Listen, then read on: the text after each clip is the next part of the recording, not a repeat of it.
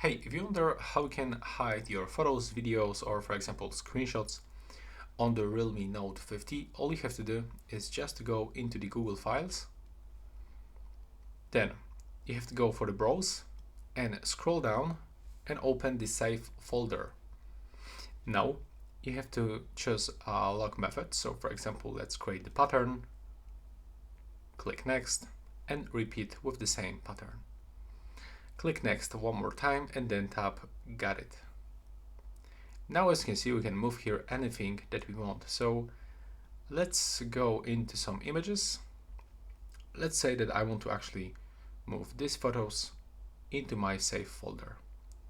So I have to just click here in the three dots in the right upper corner and select to move to the Save folder.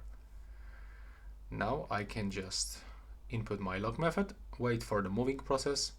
As you can see now, it disappears from all of this storage and it's visible right here in the Save folder, and I'm the only person that actually knows this pattern. So this is an easy method how you can find your photos and videos. So this is it for this video. Right now, please subscribe.